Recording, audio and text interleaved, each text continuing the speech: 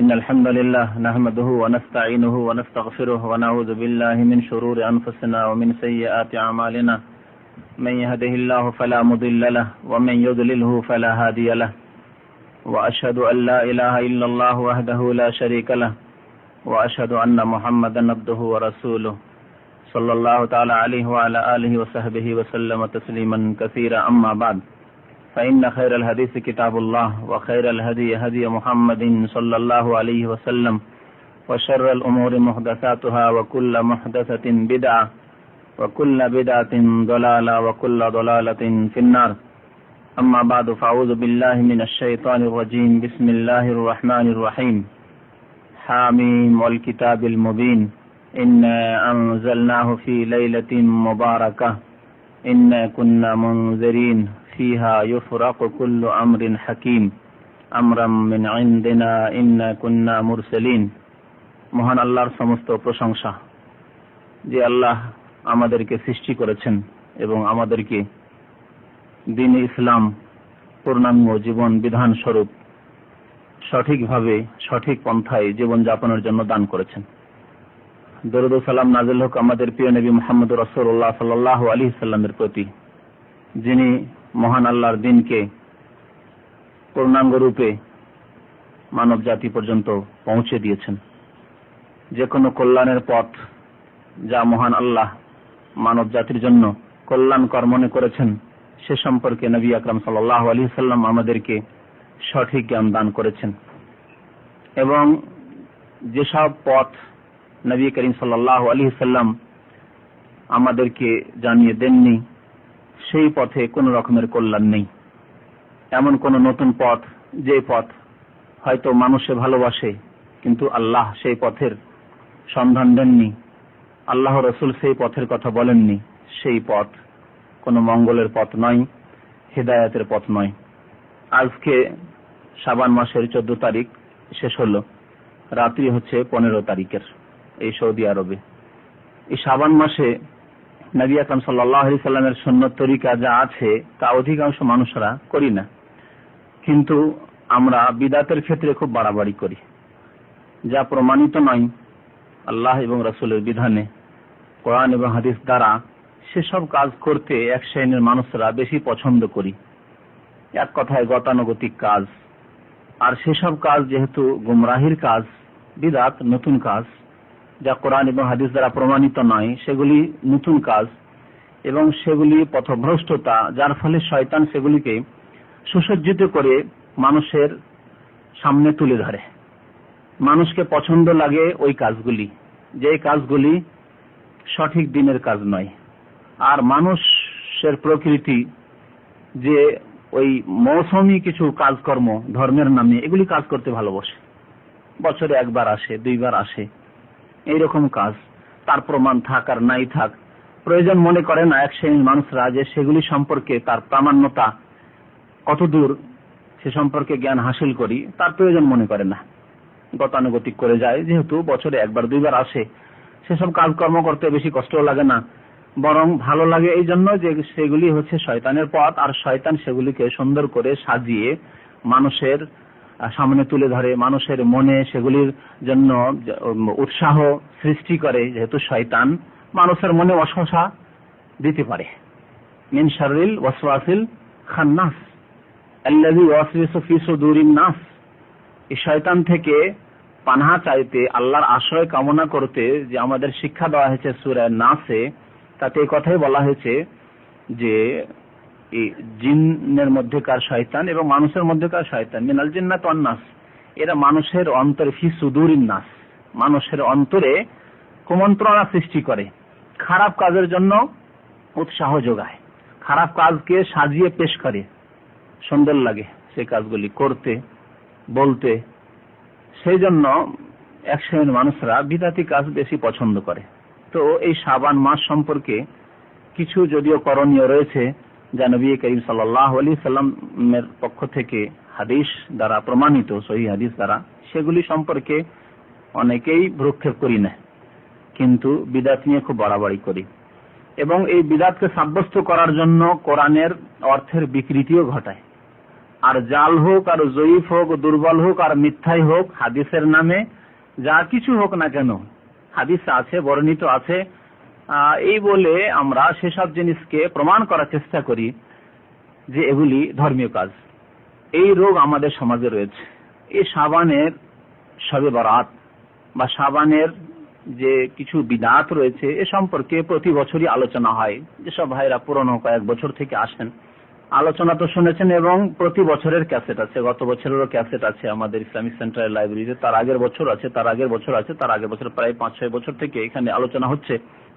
তো এ সম্পর্কে ক্যাসেট আছে প্রতি বছরের, সেগুলি আপনারা সংগ্রহ করে শুনতে পারেন। তবে আমাদের নিয়ম হচ্ছে যে যেগুলি মৌসুমী বিদআত অথবা মৌসুমী সুন্নাত, সময়ের প্রয়োজন, যেগুলি করতে হবে অথবা করতে হবে না, এ সম্পর্কে মানুষকে জানিয়ে দেওয়া এটি আমাদের দ্বীনি দায়িত্ব। মানুষের কাছে সে সম্পর্কে সঠিক জ্ঞান পৌঁছে দেওয়া এটি হচ্ছে আমাদের দ্বীনি ফরিজা। সেজন্য আজকে এই শাবান মাসের করণীয় আর বর্জনীয় বা সুন্নত এবং বিদআত সম্পর্কে কিছু আলোচনা করব।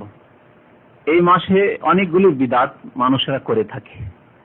তার মধ্যে একটি, যা বিদআতপন্থীরা বিশ্বাস রাখে অন্তর থেকে, তাদের ঈমান এটি বিশ্বাস, এর সম্পর্ক বিশ্বাসের সাথে, অর্থাৎ অন্তরের বিদআত। ইবাদত দ্বীনে ইসলামের বিভিন্ন প্রকারের কিছু আছে এমন যে সবগুলি সম্পর্ক অন্তরের সাথে, সে করণীয় হোক আর বর্জনীয় হোক, মানে কিছু কাজ করতে হবে যা অন্তর দিয়ে করতে হবে, আর কিছু কাজ বর্জন করতে হবে যা অন্তর থেকে বর্জন করতে হবে। এগুলোকে আমালুল কলব, অন্তরের কর্ম বলা হয়। আর কিছু কাজ আছে যা জবান দিয়ে, এই বাক শক্তি দিয়ে করতে হয়, আর বাক শক্তিকে তার থেকে বিরত রাখতে হয়। এগুলো হচ্ছে জবানের ইবাদত, বাক শক্তির ইবাদত। আর কিছু কাজ আছে যেগুলি মানুষ অঙ্গ প্রত্যঙ্গ দিয়ে সম্পাদিত করে, কিছু করণীয় আছে আর কিছু বর্জনীয় আছে। এর নাম হচ্ছে দ্বীনে ইসলাম। এজন্য ইমাম বুখারী রহমতুল্লাহ আলাইহি ঈমানের সংজ্ঞা এবং তার সম্পর্কে আলোচনা করতে গিয়ে বুখারীতে ঈমানের যে অধ্যায় আরম্ভ করেছেন সেখানে বলছেন যে এই অধ্যায় হচ্ছে ঈমান সম্পর্কে, ওয়া ইন্নাল ঈমানা কাওলুন ওয়া আমালুন। ঈমান হচ্ছে কথার নাম, ওয়া আমালুন কর্মের নাম। এই কর্মের ব্যাখ্যা করতে গিয়ে ভাষ্যকাররা বলেছেন যে আমালুল কলবে ওয়া আমালুল জাওয়ারিহ, অন্তরের কর্ম এবং মানুষের অঙ্গ প্রত্যঙ্গের কর্ম। তাহলে ঈমান হচ্ছে কথার নাম এবং অন্তরের কর্ম, অর্থাৎ বিশ্বাসের নাম, যাকে ঈমান বলা হয়, বিশ্বাস, তাসদীক, এবং মানুষের অঙ্গ প্রত্যঙ্গের কাজকর্মের নাম। এগুলি হচ্ছে ঈমান, এগুলি সব ঈমানের অন্তর্ভুক্ত। ওয়া ইয়াজিদু ওয়া ইয়ানকুসু, এবং ঈমান বাড়ে আর হ্রাস পায়, ঈমানের কম বেশি হয়। একজন মানুষেরই কখনো ঈমান বেড়ে যায়, কখনো আবার কম হয়ে যায়। আর একজনের ঈমান আরেকজনের চাইতে বেশি বা কম, সবার ঈমান এক রকমের নয়। আর একই মানুষের সবসময় ঈমান একই রকম থাকে না। এ সম্পর্কে ইমাম বুখারী রাহমাতুল্লাহ আলোচনা করেছেন। তো এখানে উদ্দেশ্য আমার যে ঈমান বা দ্বীনে ইসলামের বিধিবিধানের সম্পর্ক অন্তরের সাথেও, আর জবানের সাথেও, আর মানুষের অঙ্গ প্রত্যঙ্গের সাথে। তো একটি বিদআত আছে যে বিদআতের সম্পর্ক ঈমান বিশ্বাসের সাথে। কি? যে শাবান মাসের যে 15 তারিখের রাত, এই রাতটি হচ্ছে লাইলাতুল বারাত, মানে শবে বারাত। আমাদের দেশের মানুষরা আরবি চাইতে ফার্সি বেশি জানে। ওদের ইসলামের উৎস হচ্ছে ফার্সি, আরবি নয়। আরবি থেকে এত দূরে যে লাইলাতুল বারাত কি জানে না, কিন্তু শবে বারাত জানে সবাই। সব মানে রাত ফার্সি শব্দ, আর আরবিতে তা হচ্ছে লাইলা, কিন্তু লাইলা জানে না। যেমন আমাদের দেশের মানুষের শবে কদর জানে, লাইলাতুল কদর যেহেতু কোরআনে এসেছে সেজন্য জানে, কিন্তু এই শবে বারাত সম্পর্কে লাইলাতুল বারাত বুঝে না, কিন্তু শবে বারাত বুঝে। সাধারণ মানুষ মূর্খ, যে 5 ওয়াক্ত নামাজের বিস্তারিত হয়তো বিধিবিধান জানে না, সেও শবে বারাত বুঝে। তো শবে বারাত, সব মানে রাত, আর বারাত মানে মুক্তি, এ মুক্তির রাত। এই বিশ্বাস রাখে যে শাবান মাসের 15 তারিখের রাতটি, আজকের রাতটি মুক্তির রাত। মুক্তির রাত মানে জাহান্নাম থেকে মুক্তির রাত, জান্নাত হাসিল করার রাত। এইরকম বিশ্বাস রাখে একটি বিশ্বাস। আর একটি বিশ্বাস হচ্ছে এটি হচ্ছে ভাগ্য রজনী। ভাগ্য রজনী মানে এই রাতে তকদির লিখা হয়। ভাগ্য রজনীর অর্থ এই যে এই রাত্রে তকদির আল্লাহর পক্ষ থেকে লিখা হয়। আর একটি বিশ্বাস রাখে যে এই রাত্রে রুজি রেজেক বন্টন হয়। এর সম্পর্ক বিশ্বাসের সাথে, যে বিশ্বাস এগুলি বিশ্বাস। মুক্তির রাত, ভাগ্য রজনী এবং রুজি রেজেকের বন্টন হয়, সবগুলি হচ্ছে অন্তরের বিশ্বাস। কিন্তু এই বিশ্বাসগুলি সত্য কোরআন এবং হাদিস দ্বারা সাব্যস্ত নয়। ভ্রান্ত বিশ্বাস মানে অন্তরের কর্ম যেগুলি বর্জনীয়। অন্তরের কর্ম হচ্ছে ঈমান, যা সবচেয়ে বড় ফরজ। অন্তরের কর্ম হচ্ছে ঈমান, বিশ্বাস করা, আল্লাহর প্রতি বিশ্বাস করা, ফেরেশতাদের প্রতি বিশ্বাস করা, রাসূলের প্রতি বিশ্বাস করা, কোরআনের প্রতি বিশ্বাস করা, আপনার পরকালের প্রতি বিশ্বাস করা, ভালো মন্দ তকদিরের প্রতি বিশ্বাস করা ইত্যাদি, 6টি যে ঈমানের স্তম্ভ। তাহলে এগুলি হচ্ছে অন্তরের কাজ, যেগুলি করণীয় ফরজ, এগুলি ছাড়া মুসলমান হওয়া যায় না। কিন্তু যেমন বললাম যে অন্তরের কিছু কাজকর্ম আছে যেগুলি বর্জনীয়, অর্থাৎ ভ্রান্ত ধারণা, ভ্রান্ত বিশ্বাস, এগুলি হচ্ছে ভ্রান্ত বিশ্বাস। ভ্রান্ত বিশ্বাসের অন্তর্ভুক্ত এও যে এই রাতটি হচ্ছে আত্মাদের পৃথিবীতে যে লোকগুলি মারা গেছে, এই যে গত বছরে মারা গেছে, গত শাবান থেকে, গত শবে বরাত থেকে নিয়ে এই শবে বরাত পর্যন্ত মারা গেছে, এই সমস্ত লোকদের আত্মাগুলি পৃথিবীতে ফিরে আসবে আত্মীয় স্বজন, স্ত্রী, ছেলে মেয়েদেরকে পরিদর্শন করার জন্য, দেখার জন্য। কবরস্থান থেকে সব উঠে চলে আসবে। বরজাখ থেকে, আত্মার জগৎ থেকে, আলামুল আরওয়াহ যাকে বলা হয়, আত্মার জগৎ, এলিন অথবা সিজ্জিন, সেখান থেকে চলে আসবে এই আত্মাগুলি। এরও সম্পর্ক অন্তরের সাথে, মানে ভ্রান্ত বিশ্বাস, ভুল বিশ্বাস। এইগুলি হচ্ছে ভ্রান্ত বিদাতি ধারণা, যেগুলি কোরআন এবং হাদিস দ্বারা প্রমাণিত নয়। আর বিদাত সম্পর্কে আপনাদের জানা আছে যে প্রত্যেকটি বিদাত নতুন কথা, নতুন কাজ, নতুন বিশ্বাস। বিদাত মানে নতুন বিশ্বাস, নতুন কথা এবং নতুন কাজ, যা দ্বীনের নামে, ধর্মের নামে, আল্লাহ এবং রসুলের দোহাই দিয়ে করা হবে। যেগুলি কাজ করলে সওয়াব পাওয়া যাবে, এসব কথাবার্তা বললে, এসব জিকির করলে সওয়াব পাওয়া যাবে, এসব বিশ্বাস রাখলে নেকি পাওয়া যাবে, তাই না? এগুলি হচ্ছে বিদাত, যা কোরআন এবং হাদিস দ্বারা প্রমাণিত নয় প্রত্যেকটি। এ সম্পর্কে খুতবা আপনাদের জানা আছে, যেহেতু প্রতি সপ্তাহে আপনারা খুতবা শুনছেন, নবী করিম সাল্লাল্লাহু আলাইহি ওয়াসাল্লামের সুন্নতি খুতবা, এবং জুমার নামাজ পড়লে জুমার খুতবাতেও ওখানে শুনতে পান। নবী করিম সাল্লাল্লাহু আলাইহি ওয়াসাল্লাম যা খুতবায় পড়তেন তা হচ্ছে ফাইন্না খায়রাল হাদিসি কিতাবুল্লাহ, উত্তম কথা হচ্ছে আল্লাহর কিতাবের কথা, কালামুল্লাহ, আল্লাহর বাণী। সর্বোত্তম কথা হচ্ছে কোরআনে কারীমের কথা, যা আল্লাহর বাণী। ফাইন্না খায়রাল হাদিসি কিতাবুল্লাহ ওয়া খায়রাল হাদি হাদি মুহাম্মাদিন সাল্লাল্লাহু আলাইহি ওয়াসাল্লাম, আর সর্বোত্তম আদর্শ হচ্ছে মুহাম্মদুর রাসূলুল্লাহ সাল্লাল্লাহু আলাইহি ওয়াসাল্লামের আদর্শ। যে জীবন বিধান তার মাধ্যমে এসেছে, যেই পথ তার মাধ্যমে আমরা জানতে পেরেছি, খায়রাল হাদি, উত্তম আদর্শ। বরং সেটি হচ্ছে একটি মাত্র আদর্শ, যার নাম হচ্ছে দ্বীনে ইসলাম। এছাড়া কোনো আদর্শ পৃথিবীতে নেই যা মানুষের সমস্যার সমাধান করতে পারে, এবং যা করে, যে পথ অবলম্বন করে বা যে আদর্শকে বাস্তবায়ন করে মুক্তি পাওয়া যেতে পারে, মানব রচিতই হোক বা অন্য কোনো ধর্মের দোহাই দিয়ে করা হোক বা যাই হোক না কেন, কোনো মুক্তির পথ নেই। ইন্নাদ দীন ইনদাল্লাহিল ইসলাম, মহান আল্লাহর নিকট একটি দিন, জীবন বিধান রয়েছে, তার নাম হচ্ছে ইসলাম। ওয়া মান ইয়াবতাগি গায়রাল ইসলামি দীনান ফালান ইউকবালা মিনহু, ইসলাম ছাড়া যে অন্য কোনো জীবন বিধানের পথ অবলম্বন করবে, আল্লাহ কখনো কবুল করবেন না, গ্রহণ করবেন না। ওয়া হুয়া ফিল আখিরাতি মিনাল খাসিরিন, পরকালে ক্ষতিগ্রস্ত হবে। তাহলে নবী করিম সাল্লাল্লাহু আলাইহি ওয়াসাল্লাম কি বলতেন? খায়রাল হাদি হাদি মুহাম্মাদিন সাল্লাল্লাহু আলাইহি ওয়াসাল্লাম, উত্তম আদর্শ নবী করিম সাল্লাল্লাহু আলাইহি ওয়াসাল্লামের আদর্শ। এখানে এই কথাটি আরো স্পষ্ট করে মনের মধ্যে বসিয়ে নেন যে এই শাবান মাসে, বিশেষ করে এই শাবান মাসের 15 তারিখের রাতে এবং দিনে যদি বিশেষ কোনো ইবাদত রাসূলুল্লাহ সাল্লাল্লাহু আলাইহি ওয়াসাল্লামের আদর্শে থাকে, তাহলে প্রত্যেক মুসলিমের জন্য করা জরুরি। যেহেতু খায়রাল হাদি হাদি মুহাম্মদ, উত্তম আদর্শ মুহাম্মদ সাল্লাল্লাহু আলাইহি ওয়াসাল্লামের আদর্শ, কিন্তু প্রমাণ থাকতে হবে রাসূলুল্লাহ সাল্লাল্লাহু আলাইহি ওয়াসাল্লামের আদর্শ। ওয়া শাররুল উমুরি মুহদাসাতুহা, খুতবার অংশ। জঘন্য কাজ হচ্ছে মুহদাসাতুহা, দ্বীনের নামে নতুন কাজ। মুহদাসা, মুহদাস মানে নতুন কাজ।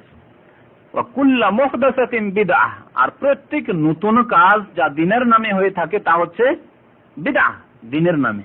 যেহেতু দুনিয়ার নামে যদি হয়, আপনার দুনিয়ার কাজকর্মের জন্য, যা নেকি সওয়াবের উদ্দেশ্য নয়, সেটি ধর্মীয় বিদআত নয়। যেমন এক যুগে কেউ ঘোড়ায় চাপতো, কেউ উটে চাপতো, এখন কেউ উড়োজাহাজে চাপছে, কেউ পানি জাহাজে চাপছে, কেউ আর কিছুতে চাপছে। বিদআত নয়, যেহেতু এটা ধর্মীয় ব্যাপার নয়। এক যুগে কথা বললে মুখ থেকে কথা বলতো এবং যতদূর পৌঁছিল তার কথা, বক্তার কথা। কিন্তু এখন মাইক ব্যবহার হচ্ছে বক্তব্যের ক্ষেত্রে, আজানের ক্ষেত্রে। এটি সওয়াবের জন্য ধর্মীয় কাজ নয়, সওয়াবের মাধ্যম মাত্র। এর দ্বারা আমরা উপকৃত হচ্ছি পার্থিব ক্ষেত্রে বা অনেক ক্ষেত্রে, দিনের ক্ষেত্রে আমরা উপকৃত হচ্ছি। কিন্তু এর অর্থ এই নয় যে মাইক ব্যবহার করে আজান হলে, মাইক ব্যবহার করে বক্তব্য হলে বেশি সওয়াব হয়ে যাবে, না। তবে বেশি ফায়দা হয়ে যাবে। বেশি সওয়াব হবে না, কিন্তু বেশি ফায়দা হয়ে যাবে, যে বেশি লোকদের কানে এই আওয়াজ পৌঁছে যাবে। সুতরাং এগুলিতে ধোঁকা খাবেন না। বিদআতপন্থীরা ধোঁকা দেওয়ার চেষ্টা করে জনসাধারণকে, যে এগুলি বিদআত তো করছে, এগুলি কেন করে তারা করছে, মাদ্রাসা কেন করছে, ইসলামিক প্রতিষ্ঠান কেন তৈরি করছে, ইউনিভার্সিটি কেন তৈরি করছে। জি, যেহেতু এখন লোক সংখ্যা বেড়েছে এবং ব্যবস্থাপনাও বেড়েছে এবং শিক্ষা ব্যবস্থাকে উন্নত করা ইসলাম বিরোধী নয়, বরং ইসলাম তার সাপোর্ট করে, যত উন্নত করতে পারেন। সুতরাং এর জন্য স্কুল, কলেজ, ইউনিভার্সিটি, মাদ্রাসা, বড় থেকে বড় ইসলামিক প্রতিষ্ঠান তৈরি করা, এগুলি হচ্ছে ভালো কাজ এবং এগুলি দিনের কাজে সাহায্য করছে আপনাকে। কিন্তু সেটাই পথ যে ওই রকমের বিল্ডিং করে মাদ্রাসা করতে হবে না। কারো পক্ষে যদি সম্ভব হয় যে মসজিদ ভিত্তিক আমি শিক্ষা দিয়ে উচ্চ শিক্ষায় শিক্ষিত করে দেবো, তো তাও চলবে। নবী করিম সাল্লাল্লাহু আলাইহি ওয়াসাল্লামের জামানায় হয়তো মসজিদ ভিত্তিক শিক্ষার মাধ্যমেই সাহাবায়ে কেরামরা শিক্ষিত হয়েছেন। দিন দুনিয়া তাদের হাতে এসছে। মসজিদ ছিল তাদের পার্লামেন্ট, মসজিদ ছিল তাদের আপনার মিটিং এর সভা এবং মিটিং করার স্থান ছিল, মসজিদ ছিল তাদের কোর্ট, সেখান থেকে বিচার হতো, মসজিদ ছিল সবকিছুর আপনার স্থান। কিন্তু আজকে আল্লাহ ব্যবস্থা দিয়েছেন এবং তার সাথে সাথে লোকজনের সংখ্যাও বেড়েছে। এই জন্য বিভিন্ন ডিপার্টমেন্টের মাধ্যমে কাজকর্ম করা ভালো জিনিস, কিন্তু তা জরুরিও নয়। যদি কারো সমস্যার সমাধান মসজিদ ভিত্তিক হয়ে যায় তো ভালো কথা। তো কথা হচ্ছে যে এইভাবে প্রতারিত করার চেষ্টা করে বিদআতপন্থীরা। কুল্লু বিদআতিন দালাল কুল্লু মুহদাসাতিন বিদআত। প্রত্যেক নতুন কাজ যা দিনের নামে হয় সওয়াবের উদ্দেশ্যে, আল্লাহর নৈকট্য লাভের উদ্দেশ্যে, সেটা হচ্ছে বিদআত। ওয়া কুল্লু বিদআতিন দালালা, এবং প্রত্যেক বিদআত হচ্ছে গুমরাহি, পথভ্রষ্টতা। প্রত্যেক শব্দটি মনে রাখবেন। নবী রাসূল কি বলেছেন বারবার করে? কুল্লু মানে প্রত্যেক। ওয়া কুল্লু দালালাতিন ফিন্নার, এই কথাটি নাসাই শরীফে বাড়তি রয়েছে। প্রত্যেক গুমরাহির পরিণাম হচ্ছে জাহান্নাম। যারা গুমরাহিতে, পথভ্রষ্টতায় নিমজ্জিত হবে তারা জাহান্নামে নিক্ষিপ্ত হবে। তাহলে এক শ্রেণীর মানুষরা জনসাধারণদেরকে বুঝিয়ে চুপ করিয়ে দেওয়ার জন্য বলে যে দেখো বিদআত কিছু ভালো আছে আর কিছু খারাপ আছে। তো আমরা যেগুলি করি বা করতে বলি সেগুলি হচ্ছে বিদআতে হাসানা, ভালো বিদআত। যদিও নতুন, রাসূলুল্লাহ সাল্লাল্লাহু আলাইহি ওয়াসাল্লাম করেননি, সাহাবারা খোলাফায়ে রাশিদিন করেননি, কিন্তু কাজগুলি ভালো তাই আমরা করি বা করতে বলি। আর যেগুলি খারাপ বিদআত সেগুলো করি না। আর এই হচ্ছে বড় সুযোগ বিদআতপন্থীদের। যারা যেসব বিদআতে লিপ্ত সেই বিদআতগুলিকে বিদআতে হাসানা বলে আখ্যায়িত করে, ভালো বিদআত বলে। যারা কবরে চাদর চড়ায়, কবর পাকা করে, তারা বলে এগুলি বিদআতে হাসানা। যারা পীর মুরিদ বানায় তারা বলে মুরিদ বানানো বিদআতে হাসানা। যারা শবে বরাত করে তারা বলে বিদআতে হাসানা। যারা ঈদে মিলাদুন নবী করে তারা বলে বিদআতে হাসানা। যে যেই বিদআতে লিপ্ত সেগুলোকে বিদআতে হাসানার আওতাতে নিয়ে এসে বলে যেগুলি ভালো কাজ। না, নবী করিম সাল্লাল্লাহু আলাইহি ওয়াসাল্লাম বলেননি যে কিছু বিদআতে হাসানা আছে, বরং বলেছেন কুল্লু, প্রত্যেক বিদআত হচ্ছে গুমরাহি, প্রত্যেক নতুন জিনিস হচ্ছে বিদআত। নবী করিম সাল্লাল্লাহু আলাইহি ওয়াসাল্লামের খুতবা। এছাড়া আবু দাউদে একটি হাদিস আছে যে দেখো তোমাদের যে কেউ ভবিষ্যতে জীবনযাপন করবে দীর্ঘদিন, সাহাবায়ে কেরামদের শেষ জামানায় দীর্ঘ সময় যারা পেয়েছে তাদেরকে সম্বোধন করে বলেছেন। অর্থাৎ সাহাবায়ে কেরামদের যুগেই কিছু এইরকম বিদআতের লক্ষণ আসতে পারে শেষ যুগে, তাই নবী সাল্লাল্লাহু আলাইহি ওয়াসাল্লাম তাদেরকে কথা বলেছেন। তাছাড়া আগামী জেনারেশনে এইরকম একটা যুগ আছে, ফাইন্নাহু মাইয়াইশ মিনকুম, হে সাহাবারা তোমাদের মধ্যে যারা দীর্ঘায়ু হবে, ফাসায়ারা ইখতিলাফান কাসীরা, তখন বড় মতনৈক্য দেখবে, বড় মতনৈক্য দেখবে। একদল শবে বরাত সম্পর্কে যত রকমের বিশ্বাস আছে বিশ্বাস রাখে, একদল এতগুলি বিশ্বাস রাখে না, তবে দিনে রোজাটা রাখে, রাত্রে 100 রাকাত নামাজ পড়ে, নফল পড়ে। আর একদল হালুয়া পুরি খায় সেই রাত্রে। আর একদল সেই রাতে আলো বাতি জ্বালায় কবরস্থানে যাতে করে আত্মাগুলি বাড়িতে আসে। হ্যাঁ, আর এক দল দলে দলে গিয়ে কবর জিয়ারত করে সেই রাত্রে, ঠিক না? ফাসায়ারা ইখতিলাফান কাসীরা, অনেক মতনৈক্য ইখতিলাফ দেখবে। অথচ মুসলিম জাত এক জাত, তাদের কোরআন এক, তাদের রাসূল এক, তাদের কাবা এক, তাদের রব আল্লাহ, আল্লাহু আহাদ। তারপরেও ইখতিলাফান কাসীরা নবী করিম সাল্লাল্লাহু আলাইহি ওয়াসাল্লাম বলছেন। সমস্যার সমাধান কি? এত যখন ইখতিলাফ হবে কোন দলের সাথে হব? যেহেতু স্বাভাবিক এই জিজ্ঞাসার পূর্বে নবী করিম সাল্লাল্লাহু আলাইহি ওয়াসাল্লাম এই সমাধান দিচ্ছেন, ফাআলাইকুম বিসুন্নতি ওয়া সুন্নাতিল খুলাফায়ে রাশিদিন আল মাহদিয়িন মিন বাদি। সুতরাং এইরকম যখন মতনৈক্য দেখবে যে কেউ তো এই কাজ করছে, কেউ তো ওই কাজ করছে, কেউ তো ওই কাজ করছে, তখন আলাইকুম বিসুন্নতি, আমার আদর্শ, আমার সুন্নতকে আঁকড়ে ধরবে। ওয়া সুন্নাতিল খুলাফায়ে রাশিদিন, আমার 4 খলিফা যে খোলাফায়ে রাশিদিন আবু বকর, ওমর, ওসমান, আলী, তাদের আদর্শকে সুন্নাত বলা হয়েছে। নতুন কোন আদর্শ ছিল না, যেহেতু তারা নবী সাল্লাল্লাহু আলাইহি ওয়াসাল্লামের আদর্শকে বাস্তবায়িত করেছেন পূর্ণরূপে, সেই জন্য তাকিদ করা হয়েছে যে আমার পরে যদি তাদের আদর্শের উপর কায়েম থাকো তাহলে জানবে যে এটি হচ্ছে মুহাম্মদ রাসূলুল্লাহ সাল্লাল্লাহু আলাইহি ওয়াসাল্লামের আদর্শ। তো খোলাফায়ে রাশিদিনের আদর্শকে তোমরা মজবুত করে ধারণ করবে। আল মাহদিয়িন, এবং তাদের সম্পর্কে নবী সাল্লাল্লাহু আলাইহি ওয়াসাল্লাম সার্টিফিকেট দিচ্ছেন তারা হিদায়াত প্রাপ্ত। আমার এই খলিফা 4 জন, এরা হিদায়াত প্রাপ্ত, বিভ্রান্ত হবেন না। মতনৈক্য যদি দেখা যায় তো বিভ্রান্তিতে অন্যরা থাকতে পারে, কিন্তু আবু বকর, ওমর, ওসমান, আলী তারা নন বিভ্রান্তিতে। আল মাহদিয়িন মিন বাদি, আমার পরে তারা হিদায়াত প্রাপ্ত। আব্দু আলাইহি বিন নাওয়াজিজ, তোমরা নিজের মাড়ির দাঁত দিয়ে মজবুত করে ধারণ করবে। মাড়ির দাঁত দিয়ে ধরতে বলা হয়েছে। সামনের দাঁত দিয়ে যদি ধরেন কোন জিনিস, তো জোরে একটু শক্তি দিয়ে যদি টানে তো টেনে নিতে পারবে আপনার দাঁতের তলা থেকে কোনো জিনিস, কিন্তু মাড়ি দিয়ে যদি চেপে ধরেন সহজে আপনার কাছ থেকে সেই জিনিসটি কেড়ে নেওয়ার উপায় নেই। নবী সাল্লাল্লাহু আলাইহি ওয়াসাল্লাম বলেছেন মাড়ির যে দাঁত, মজবুত দাঁত, সেই দাঁত দিয়ে চেপে ধরবে নবী সাল্লাল্লাহু আলাইহি ওয়াসাল্লামের আদর্শ এবং খোলাফায়ে রাশিদিন আদর্শ। উদ্দেশ্য হচ্ছে মজবুত করে ধারণ করবে, তোমরা বিদআতের পথ অবলম্বন করবে না, নতুন কোন পথের অনুসরণ করবে না। তারপরে নবী সাল্লাল্লাহু আলাইহি ওয়াসাল্লাম বলেছেন যে ফাইন্না কুল্লা বিদআতিন দালালাহ, ফাইন্না কুল্লা বিদআতিন দালালাহ, ওই হাদিসের শেষ অংশ, যে প্রত্যেক বিদআত হচ্ছে গুমরাহ। এখানে কুল্লা শব্দটি নবী করিম সাল্লাল্লাহু আলাইহি ওয়াসাল্লাম ব্যবহার করেছেন। তো বলছিলাম এখন আসি ওই শবে বরাত বা এই শাবান মাসের 15 তারিখ রাত দিন সম্পর্কে। এই রাত সম্পর্কে এই রকমের ধারণাগুলি আছে যেগুলি অন্তরের বিদআত, যে এই রাত কি শবে বরাত, মুক্তির রাত, এই রাত হচ্ছে ভাগ্য রজনী, এই রাত হচ্ছে রোজি রিজিক বন্টনের রাত, এই রাত হচ্ছে আত্মাগুলির পৃথিবীতে ফিরে আসার রাত। এগুলি হচ্ছে অন্তরের বিদআত। আর কাজকর্মের বিদআত তারপরে শুরু হয়। কাজকর্মের বিদআত এই শুরু হয় যে যখন ভাগ্য রজনী, যখন রোজি রিজিক বন্টন হয়, তো আল্লাহর কাছে বেশি বেশি করে চাইতে হবে।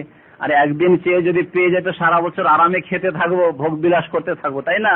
আর সারা বছর নামাজ না পড়লেও চলে, একদিন পেয়ে গেলাম, তারপর আল্লাহকে বললাম যে আল্লাহ তোমাকে সালাম সারা বছরের জন্য। আবার যখন শবে বরাত আসবে আবার ইবাদত করবো, 100 রাকাত নফল পড়বো, ফরজ নামাজ আর পড়ে না। এই জন্য দেখা যায় অধিকাংশ বিদআতীদেরকে যে ফরজের গুরুত্ব চাইতে নফলের গুরুত্ব তাদের কাছে বেশি, ঠিক না? যারা ফরজ আদায়ে ত্রুটি করে তারা কিন্তু নফল নিয়ে বেশি বাড়াবাড়ি করে। সেই নফল মানে প্রমাণিত হোক বা প্রমাণিত না হোক, যেমন প্রমাণিত নফল যারা রমজান মাসের তারাবি, যারা বেনামাজি মানুষ সারা বছর বেনামাজি, তারাবিটা পড়বে ঠিক করে, ঠিক কিনা বলেন? আমাদের দেশের মানুষ সারা বছর বেনামাজি, ফরজ নামাজ ছেড়ে দিয়ে কুফরিতে নিমজ্জিত হয়, কিন্তু তারাবিটা পড়বে, যেটা হচ্ছে সুন্নত। সুন্নত নবী করিম সাল্লাল্লাহু আলাইহি ওয়াসাল্লামের ফজিলত রয়েছে তার অনেক বেশি, কিন্তু একটি হচ্ছে ফরজ দায়িত্ব। ওভার টাইম নিয়ে বাড়াবাড়ি। এক শ্রেণীর লোকের আছে যে আসল ডিউটি করবে না, কিন্তু ওভার টাইমের ধান্দায় আছে, যে ওভার টাইম হইলে কিছু পয়সা যে পাওয়া যাবে সাইড থেকে, তারা ওভার টাইম করতে চায় আল্লাহর, কিন্তু ফরজ ডিউটি করতে চায় না। তো কথা হচ্ছে যে এই শবে বরাতের এখন আমলের বিদআতগুলি দেখুন একটু, যে বিদআতগুলি করে থাকে মানুষরা, তা হচ্ছে যে এই দিনে রোজা রাখা, শাবানের 15 তারিখে রোজা রাখা, আর রাত্রে নফল পড়া 100 রাকাত নফল। এই ক্ষেত্রে এই বিদআত আবিষ্কৃত হয়েছে 5ম শতাব্দীতে। আর প্রথম এই বিদআত আবিষ্কৃত হয় বাইতুল মুকাদ্দাসে প্যালেস্টাইনে প্রায় 455 হিজরির দিকে। মিরকাত নামে একটি মিশকাত শরীফের ভাষ্য আছে, আরবি ভাষা লিখিত। মোল্লা আলী কারি একজন মুহাদ্দিস, তিনি লিখেছেন যে প্যালেস্টাইনে যখন বাইতুল মুকাদ্দাসে প্রথম এই বিদআত, জাহেল মূর্খ আবেদরা, বিদআত আসলে তৈরি হয় মূর্খ আবেদদের মাধ্যমে। মূর্খ আবেদ বুঝেন তো, মানে ইলম নেই কোরআন সুন্নাহ সম্পর্কে, কিন্তু দ্বীনের জজবা আছে, দ্বীন পালনের, ভালো কাজ কর্ম করার অনুপ্রেরণা অন্তরে আছে, যে নিজেরাও করব, অন্যদেরকে উৎসাহিত করব। এক শ্রেণীর লোকেরা প্রাচীন যুগে তাবেঈনদের জামানার পরে মিথ্যা জাল হাদিস করত, কিন্তু বেশ ধার্মিক তারা। কারা ছিল তারা? জাহেল সালেহ, সালেহীন জোহাল, মূর্খ এবং বড় আবেদ। ওরা জাল হাদিস গড়ত। তখন ওদেরকে যারা কোরআন এবং হাদিসের অনুসারী তারা সতর্ক করলো, তোমরা জাল হাদিস কেন গড়ো? ভালো ভালো ফজিলত, এই অমুক দোয়াটি পড়লে 10 লক্ষ নেকি, হ্যাঁ, অমুক জিকির করলে 20 লক্ষ সওয়াব। আছে না এক শ্রেণীর লোকের আজকাল এইসব কাজকর্ম করে, এইসব মানে বিরাট বিরাট অঙ্কের সওয়াবের কথা বলে। এদের কিন্তু পূর্বপুরুষ ওই জামানায় ছিল, এরা ছিল জাহেল, মূর্খ, আবেদ। তো এরা যখন এইরকম জাল হাদিস গড়া শুরু করলো, কোরআনের তেলাওয়াতের ফজিলত, অমুক সূরার, বিভিন্ন সূরার যে বড় বড় ফজিলত গুলি আছে না, যে সূরা ওয়াকিয়া পড়লে, সূরা মরিয়ম পড়লে রুজিতে বরকত হবে, কেউ দরিদ্র থাকবে না, আর অমুক সূরা পড়লে এই হবে, অমুক সূরা পড়লে এই হবে। তো এই অনেকগুলি জাল কথাবার্তা আছে কিন্তু সূরার ফজিলত, এগুলি তারাই গড়েছিল সেই জামানায়। তাদেরকে যখন কোরআন এবং হাদিসের অনুসারী মুহাদ্দিসিন কেরামরা সতর্ক করলেন যে তোমরা এরকম জাল হাদিস কেন গড়ো নবী সাল্লাল্লাহু আলাইহি ওয়াসাল্লামের নাম দিয়ে, তখন তারা কি বলেছিল জানেন? তারা বলেছিল আমরা আল্লাহ রাসূলের বিরুদ্ধাচরণ করে করি না এই জালগুলি, এই জাল হাদিসগুলি আমরা যদি বলিও তো আমাদের উদ্দেশ্য সৎ, আমরা লোকদেরকে উৎসাহিত করার জন্য, মানে নবীর ফেভারে কাজ করছি, বিরুদ্ধে কাজ করছি না। বুঝতে পেরেছেন কথাটা? অমুক কাজটা যদি করো, লোকদেরকে দেখছে যে এরা জামাতে যাচ্ছে না, লোকদেরকে দেখছে যে এরা কোরআন তেলাওয়াত ভালো করে করছে না, লোকদেরকে দেখছে যে এরা জিকির আজকাল ছেড়েছে, দুনিয়া নিয়ে মেতে উঠেছে, তখন এই 20 লক্ষ আর 30 লক্ষ আর 10 লক্ষ, হাজার লক্ষ, কোটি কোটি নেকির যদি পরিমাণ বলা যায়, তখন মানুষরা উৎসাহিত হবে, জাহিল মূর্খরা, ঠিক না? আরে অমুক জিকির করলে তো এত লক্ষ নেকি পাওয়া যাবে। তো এই উদ্দেশ্যে যাতে করে লোকেরা ধার্মিক হয়, যার কারণে তারা এই উদ্দেশ্য নিয়ে জাল কথাবার্তা গড়েছিল নবী সাল্লাল্লাহু আলাইহি ওয়াসাল্লামের হাদিসের নাম দিয়ে। আর তারা বলতো যে নবী সাল্লাল্লাহু আলাইহি ওয়াসাল্লাম কঠোর শাস্তির কথা বলেছেন, মান কাযাবা আলাইয়া মুতাআম্মিদান, আমার বিরুদ্ধে যারা, আমার উপরে, আলাইয়া শব্দটি বলেছেন, আমার উপরে যারা মিথ্যারোপ করবে, আমার নামে যারা মিথ্যা গড়বে। এই মূর্খরা আরবিতে তো পাণ্ডিত্য রাখতো না, সুতরাং তারা বলতো যে আলাইয়া করি না, আমরা লাহু করছি, মান কাযাবা লাহু, আমরা করছি কি নবীর ফেভারে আমরা মিথ্যা হাদিস গড়ছি, নবীর বিপক্ষে নয়। এইভাবে তারা জাল কথাবার্তাকে ছড়িয়ে ফেলেছিল। তো কথা হচ্ছে যে অনেকে এইরকম ফজিলতের কাজগুলি করে বা বর্ণনা করে সৎ উদ্দেশ্য নিয়ে, কিন্তু জাহেল মূর্খ। তো এই জাহেল মূর্খ আবেদরা 5ম শতাব্দীতে বাইতুল মুকাদ্দাসে প্রথম 100 রাকাত নামাজ পড়া শুরু করলো, আর নামাজের নাম দিল হাজারি নামাজ, আলফিয়া, সালাতে আলফিয়া। পালিয়ে গিয়েছিল যে কখন আল্লাহর গজব নেমে আসবে। এই কোন নতুন বিদআত শুরু করলো? আর বিদআত জিনিসটা এমন যে যখন শুরু হবে তখন আপনাকে খারাপ লাগবে যদি আপনার করে অভ্যাস না থাকে, কিন্তু যখন করতে করতে অভ্যস্ত হয়ে যাবে, সবাই করছে, আর তারপরে আপনি চক্ষু খুললেন, আপনার জন্ম হলো, আপনি পূর্বপুরুষ বাপ দাদাকে করতে দেখছেন, তখন স্বাভাবিক মনে হবে। স্বাভাবিক, ঠিক কিনা বলেন? আপনারা যারা কতগুলি বিদআত করেন না, আপনাদের যদি বলি করবেন না, করবেন কি? এখন কিছু নতুন বিদআত বাংলাদেশ, ভারতে শুরু হয়েছে। কবরে মাইয়াতকে দাফন করার পরে সেখানে আজান দেওয়া, বেরেলভী রিজভিরা শুরু করেছে আজান দেওয়া। তারপরে অনেক বাংলাদেশের অনেক এলাকা আছে যেগুলিতে কবরে দাফন করার পরে সেখানে কয়েকদিন ধরে তাঁবু লাগিয়ে কোরআন খানি করবে। এটা অনেক এলাকায় নেই, কিছু এলাকায় থাকতে পারে, কিন্তু আমি জানি বেশ কিছু এলাকায় এগুলি আছে। যে এলাকাতে এই বিদআত নেই সে এলাকায় নতুন করে আরম্ভ করলে প্রতিবাদ জানাবে, বিদআতীয় প্রতিবাদ জানাবে। মাজার পূজা করে কিন্তু নতুন যেহেতু তার জন্য আপত্তি করবে, কিন্তু যখন অভ্যস্ত হয়ে যাবে মানুষ এটা করতে, আর আগামী জেনারেশন যারা এখন নাবালক আছে, সাবালক হবে, তারা এ তো করতে দেখছি অনেকদিন থেকে করে আসছে, তখন ওটাই ভালো লাগবে, ভালো কাজ তো। এই কোরআনের আওয়াজ পৌঁছানো হচ্ছে মাইয়াতকে, যা কোরআনের আয়াত শুনছে, জিকির হচ্ছে তার কবরের পাশে, তাহলে তো তার সব পৌঁছিবে। হ্যাঁ, তারপরে আজানের আওয়াজ পৌঁছিবে, আল্লাহর নাম পৌঁছিবে, তখন শয়তান, এত শয়তান দূর হবে, শয়তান আসবে না। উপরন্তু আল্লাহর জিকির যখন তার কানে পৌঁছিবে, কবর আযাব দূর হবে, ফেরেশতারা আযাব হালকা করবেন, ইত্যাদি ইত্যাদি। এসব অযৌক্তিক কথাবার্তা, এগুলোর কোনো দলিল প্রমাণ নেই, যা এক শ্রেণীর লোকেরা করে থাকে। কিন্তু আপনি না করলে আপনাকে খারাপ লাগবে, যেটা করতে অভ্যস্ত সেটা ছাড়তে আবার খারাপ লাগবে। মোনাজাত করে অভ্যাস, যদি বলা হয় মোনাজাতটা 5 ওয়াক্ত এই যে নিয়মিত আপনারা করছেন সম্মিলিত, ইমাম যদি শুধু দোয়া করবে আর আপনি আমিন আমিন করবেন, না করেন না, অভ্যাস হয়ে আছে তো ছাড়তে খারাপ লাগছে। তো কথা হচ্ছে যে যেই বিদআত করে অভ্যাস সেটাকে বিদআত মনে হয় না সাধারণ মানুষদের, কিন্তু এসবকে যাচাই করতে হবে যে কোনটি করণীয়, কোনটি বর্জনীয়, কোনটি রাসূলুল্লাহ সাল্লাল্লাহু আলাইহি ওয়াসাল্লামের সুন্নাত আদর্শ, কোনটি আদর্শ নয়, এটা জানতে হবে। কোরআন এবং হাদিস থেকে যা হচ্ছে ইসলামের উৎস, ইসলামকে নিতে হবে আল কোরআন থেকে, ইসলামকে নিতে হবে রাসূলুল্লাহ সাল্লাল্লাহু আলাইহি ওয়াসাল্লাম হাদিস থেকে। এই মাপকাঠিটা ঠিক রাখতে হবে, প্রত্যেকটি কথাকে, প্রত্যেকটি কর্মকে যাচাই করতে হবে কোরআন এবং হাদিস দিয়ে। এই হচ্ছে আপনার দায়িত্ব। আপনি নিজে যাচাই করতে পারেন ভালো কথা, আর না হলে ওই রকম যোগ্য আলেমকে দিয়ে যাচাই করেন যে আচ্ছা এর সত্যতা কতদূর, এই কাজগুলি কি ঠিক, এই আকীদাগুলি কি ঠিক। তো যাই হোক, এই বিদআত আরম্ভ হয়েছিল রাতের নফল পড়া বিদআত ৫ম শতাব্দীতে। এই ক্ষেত্রে একটি জাল হাদিস আছে ইবনে মাজাতে, ১০০ রাকাতের কথা তাতে নেই, কিন্তু এতটুকু আছে যে যখন নিসফে শাবান আসবে, অর্থাৎ শাবান মাসের 15 তারিখ, তখন দিনে তোমরা রোজা রাখো, রাত্রে নামাজ পড়ো। ফাকুমু লাইলাহা ওয়া সুমু নাহারাহা, দিনে রোজা রাখো আর রাত্রে কিয়াম করো, তোমরা নামাজ পড়ো, নফল পড়ো। কত রাকাতের কথা নেই, হাদিসটি জাল। এতে একজন বর্ণনাকারী রয়েছে মিথ্যুক, যেহেতু মুহাদ্দিসিনে কেরামরা এই হাদিসটিকে জাল বলে আখ্যায়িত করেছেন। আপনি একটা হাদিস সম্পর্কে আপনি জানবেন কি করে? জানবেন মুহাদ্দিসিনে কেরাম, এবং হাদিসের কিতাবাদি তো রয়েছে। আর এটা কোনো নতুন কথা নেই যে আজকে সেটি জাল হওয়া প্রমাণ হলো। মুহাদ্দিসিনে কেরাম হাফেজ ইবনে হাজার আজকে থেকে 700-800 বছর আগে 7ম শতাব্দীতে 8ম শতাব্দীতে উলামায়ে কেরামরা, ইমাম যাহাবী, তারা বলে যে আখ্যায়িত করেছেন সেই হাদিসগুলোকে জাল বলে, যারা হাদিসের পণ্ডিত ছিলেন। কিন্তু মানুষের কাছে যদি নলেজ না থাকে আর বিভ্রান্তির শিকার হয়, তাহলে তার জন্য চিকিৎসা হচ্ছে অজ্ঞতা দূরীকরণ। নবী করিম সাল্লাল্লাহু আলাইহি ওয়াসাল্লাম বলেছেন, ইন্নামা শিফাউল ইয়্যা আস-সাওয়াল, আপনার অজ্ঞতাকে দূর করার চিকিৎসা হচ্ছে জিজ্ঞাসা করে জেনে নেওয়া।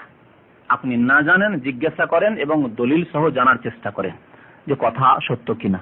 মহান আল্লাহ কোরআনে ইরশাদ করেছেন সূরা আন-নাহলে, ফাসআলু আহলা যিকরি ইন কুনতুম লা তা'লামুন, তোমার যদি জানা না থাকে তাহলে যারা ইলম রাখেন, আহলা যিকর মানে আহলাল ইলম, যাদের কাছে কোরআন এবং হাদিসের জ্ঞান রয়েছে, দলিল ভিত্তিক কথাবার্তা বলেন, যাদেরকে আল্লাহ সঠিক পথের হিদায়াত দান করেছেন, সঠিক কথা বলেন কোরআন এবং হাদিসের আলোকে, তাদেরকে জিজ্ঞেস করে নাও যদি তোমাদের জানা না থাকে। বিল বাইয়িনাতি ওয়াজ জুবুর, দলিল প্রমাণ সহ জানার চেষ্টা করবে যতদূর সম্ভব হয়। প্রত্যেক জিনিসের দলিল জানা সাধারণ মানুষের পক্ষে সম্ভব নয়, কিন্তু সাধারণভাবে এই যে মাঝে মাঝে যে বিদআতগুলি আসে সে সম্পর্কে আমরা তো জ্ঞান হাসিল করতে পারি। এবং আলহামদুলিল্লাহ আজকাল বাংলা ভাষায় যথেষ্ট কিতাবাদি বাংলাদেশে হয়ে গেছে, ভালো কিতাব হয়েছে যেগুলি শিরক বিদআত মুক্ত কিতাব, কোরআন এবং সহিহ হাদিসের ভিত্তিতে লেখা হয়েছে। সেই কিতাবগুলির একটা বিরাট লাইব্রেরি আপনার বাড়িতে করতে পারবেন, আপনার গ্রামের মসজিদে একটি লাইব্রেরি তৈরি করতে পারবেন, যেখানে আপনারও ফায়দা হবে এবং আপনার পরিবার পরিজন আত্মীয় স্বজনদেরও ফায়দা হবে। তো যারা এই রাতকে বলে ভাগ্য রজনী, তারা কোরআনের একটি আয়াতের অপব্যাখ্যা করে। সে আয়াতটি হচ্ছে সূরা দুখানের আয়াত। মহান আল্লাহ ইরশাদ করেছেন সূরা দুখানের প্রথম দিক থেকে, হামিম ওয়াল কিতাবিল মুবিন, আল্লাহ সুস্পষ্ট কিতাব অর্থাৎ আল কোরআনের কসম করেছেন। ইন্না আনজালনাহু ফি লাইলাতিন মুবারাকাহ, আল্লাহ বলেছেন নিশ্চয়ই আমি এই কোরআনকে নাযিল করেছি বরকতের রাতে, লাইলাতিন মুবারাকাহ। কোরআন কখন নাযিল হয়েছে আপনাদের যদি জিজ্ঞেস করি কি জবাব দেবেন? কখন নাযিল হয়েছে? শাবান মাসে না রমজান মাসে? দেখেন তো, রমজান মাসে। সাধারণ সেন্স এটি, যেহেতু স্পষ্ট ভাষায় কোরআনে কারীমে সূরা বাকারায় রয়েছে, যেখানে ওই রোজার মাসাইলের আলোচনা আছে, সেখানে শাহরু রমাদান আল্লাযী উনজিলা ফীহিল কোরআন, রমজান এমন একটি মাস যেই মাসে আল কোরআন নাযিল করা হয়েছে। এখানে আল কোরআন বলা হয়েছে আর ওখানে আল কিতাবিল মুবিন, সুস্পষ্ট কিতাব। দুটো আলাদা আলাদা জিনিস কি? একই জিনিস। আল কিতাবুল মুবিন সেটি হচ্ছে আল কোরআনুল কারীম। তাহলে শাহরু রমাদান, রমজান মাস এমন একটি মাস আল্লাযী উনজিলা ফীহিল কোরআন, যে মাসে কোরআন নাযিল হয়েছে। তাহলে রমজান মাসে কোরআন নাযিল হয়েছে। কোন তারিখে নাযিল হওয়া আরম্ভ হয়েছে সেটা পরের কথা, কিন্তু রমজান মাস ছাড়া শাবানে বা শাওয়ালে অন্য কোনো মাসে নাযিল হয়নি কোরআন। মানে নাযিল হওয়া আরম্ভ হীরা পাহাড়ের গুহায় ইকরা বিসমে দিয়ে। এর ব্যাখ্যা এই, অথবা 7 আকাশে লৌহে মাহফুজ যে রয়েছে সেখান থেকে প্রথম আকাশে পুরো কোরআনকে পৌঁছে দেওয়া, সেখানে কোরআনকে রেখে দেওয়া হলো। সেখান থেকে জিবরাইল আলাইহিস সালাম প্রয়োজন মোতাবেক আল্লাহর আদেশে নবী করিম সাল্লাল্লাহু আলাইহি ওয়াসাল্লামের উপর দীর্ঘ 23 বছরের জিন্দেগিতে অল্প অল্প করে যখন যে রকমের প্রয়োজন, যখন যে রকমের আল্লাহর আদেশ যে অমুক অমুক সূরা অমুক অমুক আয়াতগুলি তুমি নবীর কাছে পৌঁছে দাও, ওহী করে দাও। দুইটি ব্যাখ্যা রমজান মাসে কোরআন নাযিল হওয়ার বা বরকতের রাতে কোরআন নাযিল হওয়ার, দুইটি ব্যাখ্যা। একটি হচ্ছে যে প্রথম যে ওহীটি এসেছিল নবী সাল্লাল্লাহু আলাইহি ওয়াসাল্লামের কাছে হীরা পাহাড়ের গুহায়, সেটি রমজান মাসে ছিল, এই বরকতের রাতে ছিল। আর আরেকটি হচ্ছে যে 7 আকাশের উপর থেকে প্রথম আকাশে পাঠানো হয়েছিল পুরো কোরআনকে, আর সেখান থেকে পরে 23 বছরে নাযিল হয়েছে। তো ইন্না আনজালনাহু ফি লাইলাতিন মুবারাকা, বরকতের রাতে মানে তাহলে রমজান মাসে বরকতের রাত, শাবান মাসে নয়। কিন্তু যারা বিদআতপন্থী এই আয়াতের অপব্যাখ্যা করেছে, বড় দুর্বল ব্যাখ্যা, ভুল ব্যাখ্যা, যে বরকতের রাত মানে শাবান মাসের 15 তারিখের, আর তার নাম তাদের ভাষায় শবে বারাত, বারাতের রাত, মুক্তির রাত। ইন্না আনজালনা ফি লাইলাতিন মুবারাকা। তাহলে লাইলাতুল মুবারাকা কে কোরআনের আরেকটি আয়াত দেখুন সূরা কদর, সেখানে কি আল্লাহ বলেছেন? ইন্না আনজালনাহু ফি লাইলাতিল কদর। নিশ্চয় আমি এই কোরআনকে নাযিল করেছি কোনখানে, কোন সময়ে? লাইলাতুল কদর। লাইলাতুল কদর মানে শবে কদর, ফার্সি ভাষায় বলেন শবে কদর, মর্যাদার রাত, সম্মানীয় রাত। সেই রাতটি কোন মাসে? রমজান মাসের শেষ দশকের বেজোড় রাতের কোন একটি রাতে। শবে কদর সম্পর্কে এইভাবে জানেন আপনারা সহিহ হাদিসের আলোকে যে রমজান মাসের শেষ দশকের বেজোড় রাতের কোন একটি রাতে। তাহলে এখানে স্পষ্ট করে দেওয়া হলো যে লাইলাতুল মুবারাকা যেটি সূরা দোকানে, সেটি সূরা কদরে বলা হচ্ছে লাইলাতুল কদর। তাহলে লাইলাতুল বারাআ নয়, মুক্তির রাত নাই। কোরআনে তো দ্বন্দ্ব নেই, কোরআন নাযিল হয়েছে লাইলাতুল কদর আর সেটি হচ্ছে লাইলাতুল মুবারাকা। তাহলে এই ব্যাখ্যা করা যে বরকতের রাত মানে শবে বারাত, এই শাবান মাসের 15 তারিখের রাত। তারপরে আরো শুনেন তারা বলছে কি আগের আয়াতগুলি, ইন্না আনজালনা ফি লাইলাতিন মুবারাক ইন্না কুন্না মুনজিরিন, নিশ্চয় আমি সতর্ককারী, ফিহা ইফরাকু কুল্লু আমরিন হাকিম।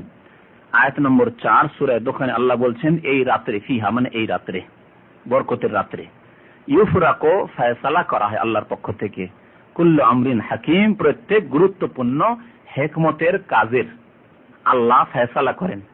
এই আয়াতের ব্যাখ্যা তারা করলো যে ভাগ্য রজনী, আল্লাহ যখন ফয়সালা করেন হিকমতপূর্ণ কাজে মানে ভাগ্য রজনী, আর তা হচ্ছে বরকতপূর্ণ রাত মানে শবে বারাত, শাবান মাসের 15 তারিখ। এই দুই আয়াতকে মিলিয়ে তারা কি করলো? অপব্যাখ্যা, যে শবে বারাত হচ্ছে বরকতের রাত আর শবে বারাত হচ্ছে ভাগ্য রজনী, ইফরাকু কুল্লু আমরিন হাকিম।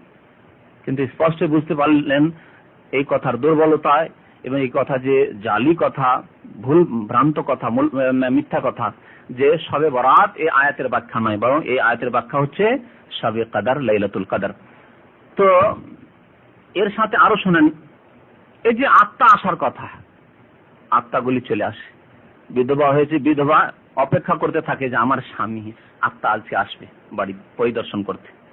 তা আত্মা যখন আসবে তো তার রুহের ইসালে সওয়াবের জন্য, বুঝছেন তো ইসালে সওয়াব বুঝেন কি না? বুঝেন না? মানে নেকি পৌঁছানোর জন্য। এই যে কোরআন খানি করে আমাদের দেশে না, মৃতের নামে, তো ওটাকে ইসালে সওয়াব বলে, মানে ওইভাবে নেকি পৌঁছাবে। তো ইসালে সওয়াবের জন্য ওই বিধবা বা ওই মৃত ব্যক্তির আত্মীয় স্বজন ছেলে মেয়েরা চিন্তা করে যে আমার আব্বার জন্য কিছু করা উচিত, আমার আম্মা মারা গেছে তার আত্মার মাগফিরাতের জন্য কিছু করা উচিত। সুতরাং হালুয়া রুটি তৈরি করে গরিব মিসকিন যে গ্রামে আছে তাদেরকে সেই রাত্রে খাওয়ানো হয় ইসালে সওয়াবের উদ্দেশ্যে। আর দলিল কি? কোরআনের অপব্যাখ্যা এখানেও।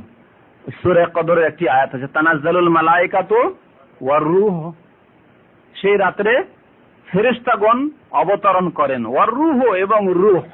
রূহের তাফসীর কি বলেন তো দেখি? রুহুল আমিন কোরআনে বলা হয়েছে, রুহুল কুদুস এই উপাধি কোন জায়গায় শুধু রূহ বলা হয়েছে, এই তিন ভাবে ব্যক্ত করা হয়েছে। এই উপাধিগুলি হচ্ছে জিবরাইল আলাইহিস সালামের। জিবরাইল আলাইহিস সালামকে কোরআনে নাযালা বিহি রুহুল আমিন বলা হয়েছে, রুহুল কুদুস বলা হয়েছে, আর রূহ বলা হয়েছে। এখানে বলা হয়েছে ফেরেশতারা তো আসেন সাধারণ সমস্ত ফেরেশতা, কিন্তু এমন কি আর রূহ যিনি সর্বোত্তম সর্বশ্রেষ্ঠ ফেরেশতা তিনিও আসেন পৃথিবীতে আল্লাহর রহমত নিয়ে, তানাজ্জালুল মালায়েকাতু ওয়ার রূহ। কিন্তু তারা অপব্যাখ্যা করে যে রূহ মানে আত্মাগুলি চলে আসে, আত্মার জগৎ থেকে পৃথিবীতে আত্মা চলে আসে। অথচ এই কথা কোরআন বিরোধী। কোরআনে আল্লাহ রাব্বুল আলামিন ইরশাদ করেছেন, ওয়া মিন ওয়ারাইহিম বারযাখুন ইলা ইয়াউমি ইউবআসুন, সূরা মুমিনুনে রয়েছে যে মানুষ যখন মারা যায়, মরে যাওয়ার পরে তাদের পেছনে বারজাহ আড় তৈরি করে দেওয়া হয়, পর্দা, আড় বা পর্দা তৈরি করে দেওয়া হয়। কতদিন পর্যন্ত? ইলা ইয়াউমি ইউবআসুন, তাদের পুনরুত্থানের দিবস পর্যন্ত, অর্থাৎ কিয়ামত পর্যন্ত। কিয়ামত পর্যন্ত কোনো মানুষ মরে গিয়ে পৃথিবীতে আসতে পারবে না।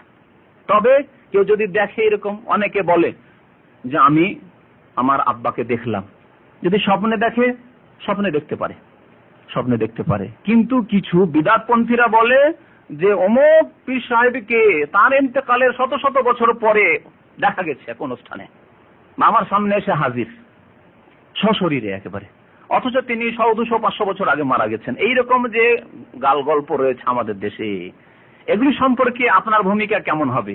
হয় এগুলি মিথ্যা রটনা, তাদের কবর পূজা, মাজার পূজা, পীর পূজাকে আরো মজবুত করার জন্য মিথ্যা রটনা, অথবা শয়তান তার আকার ধারণ করে এসে বিভ্রান্ত করতে পারে। আপনি কি জানেন না যে শয়তান প্রত্যেক মানুষের আকার ধারণ করতে পারে, আম্বিয়া এবং রসুল ছাড়া? বরং প্রিয় নবী মুহাম্মদ রাসূলুল্লাহ সাল্লাল্লাহু আলাইহি ওয়াসাল্লামের কথা বিশেষভাবে বলা হয়েছে, ঠিক না? নবী কারীম সাল্লাল্লাহু আলাইহি ওয়াসাল্লাম ইরশাদ করেছেন, মান রাআনি ফিল মানামে ফাকাদ রাআনি, কেউ যদি স্বপ্নে আমাকে দেখে তো আমাকেই দেখলো। ফাইন্না শাইতানা লা ইয়াতামাসসালু বি, কারণ শয়তান আমার আকার ধারণ করতে পারে না। বাকি আমার বাবার, আপনার বাবার, আপনার দাদার, আমার দাদার আকার ধারণ করতে পারে নাকি? প্রত্যেক মানুষের আকার ধারণ করতে পারে, রাসূলুল্লাহ সাল্লাল্লাহু আলাইহি ওয়াসাল্লাম ছাড়া। তাহলে যদি আপনাকে এইরকম কোথাও শয়তান বিভ্রান্ত করে, জানবেন এটি শয়তানের পক্ষ থেকে গুমরাহি। আল্লাহ কোরআনে সত্য কথা বলেছেন যে মানুষ মরে যাওয়ার পরে পৃথিবীতে আসার কোনো ক্ষমতা নেই, কোনো ক্ষমতা নেই।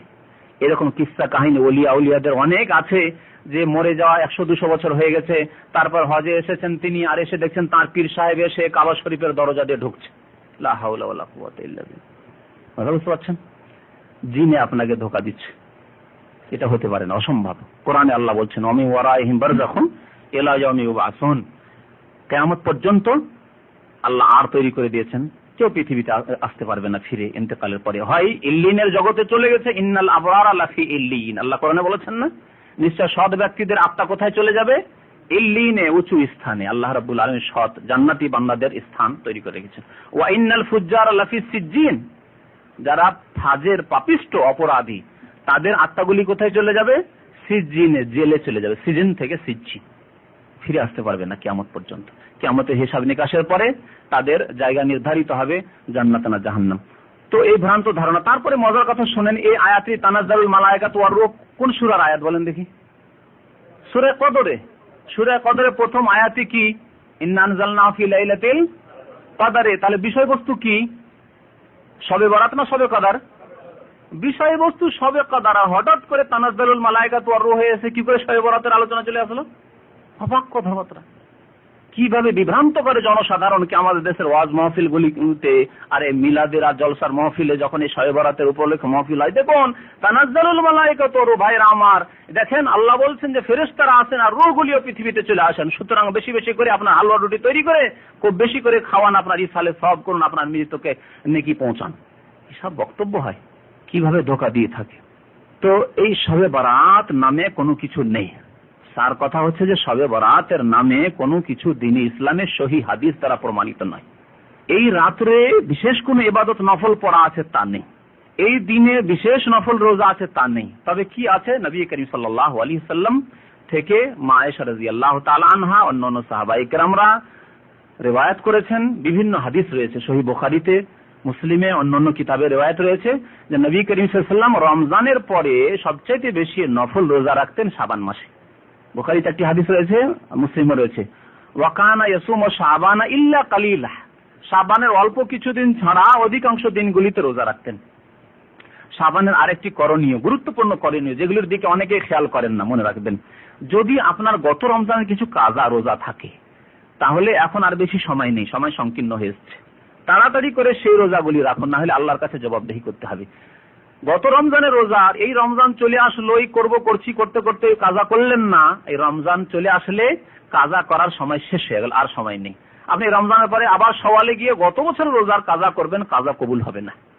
দলিল, মা আয়েশা রাদিয়াল্লাহু তাআলা আনহা বলছেন যে আমার উপর নফল রোজা, আমার উপর রমজান মাসের ফরজ রোজা থেকে যেত। মহিলাদের স্বাভাবিক মাসে 2, 4, 5টা 7টা রোজা থেকে যাও, বুঝতেই পারছেন যে থাকতে পারে, শরীয়ী কারণগত কাজা হতে পারে, সেই কাজা রোজা থেকে যেত। এবং নবী করিম সাল্লাল্লাহু আলাইহি ওয়াসাল্লামের সেবায় খেদমতে আমি এত নিজেকে নিয়োজিত রাখতাম যে সারা বছর রোজা রাখার চান্স আসতো না, সুযোগ আসতো না। ভাবতাম যে কোন দিন হঠাৎ করে নবী করিম সাল্লাল্লাহু আলাইহি ওয়াসাল্লাম আমার বাড়িতে পদার্পণ করেন, আর এসে আমি রোজার অবস্থায় থাকবো, নবী সাল্লাল্লাহু আলাইহি ওয়াসাল্লামকে কষ্ট হবে, না থাক রোজা রাখবো না। এই করতে করতে করতে যখন শাবান চলে আসতো তখন দেখতাম আর তো উপায় নেই, ওই কাজা রোজা গত রমজান আছে রাখতেই হবে এখন, যেহেতু সময় শেষ হয়ে আসছে। এই জন্য কাজা রোজাগুলি তখন আমি শাবান মাসে রেখে নিতাম।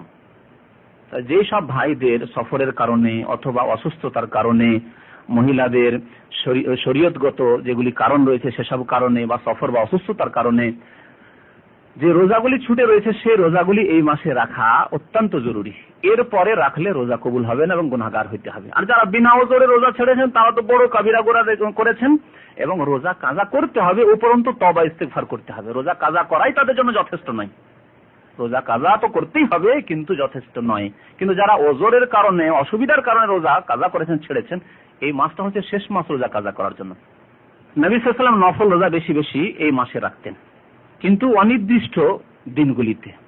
আর নবী সাল্লাল্লাহু আলাইহি ওয়াসাল্লামের এমনি নিয়ম ছিল মাসে 3টি রোজা রাখা। যদি কোনো ভাইয়ের মাসে 3টি রোজা রাখা অভ্যাস থাকে, আর সেই দিনগুলি হচ্ছে আইয়ামে বীজ, অর্থাৎ চাঁদের 13 তারিখ, 14 তারিখ, 15 তারিখ, তাহলে 15 তারিখে রোজা রাখলে কোনো অসুবিধা নেই, যেহেতু সে শুধু শাবানে রাখে না, সে শাওয়ালেও রাখে, সে জিলহজেও রাখে, সে জিলকাদাতেও রাখে, প্রত্যেক মাসে রাখে, তার অভ্যাসগত রোজা, সেজন্য তাকে নিষেধ করা যাবে না, তার জন্য রাখা সুন্নত, যেহেতু প্রত্যেক মাসে সে 3টি রোজা রাখে সহিহ হাদিসের আলোকে। এছাড়াও নবী করিম সাল্লাল্লাহু আলাইহি ওয়াসাল্লাম সোমবারে বৃহস্পতিবারে রোজা রাখতেন।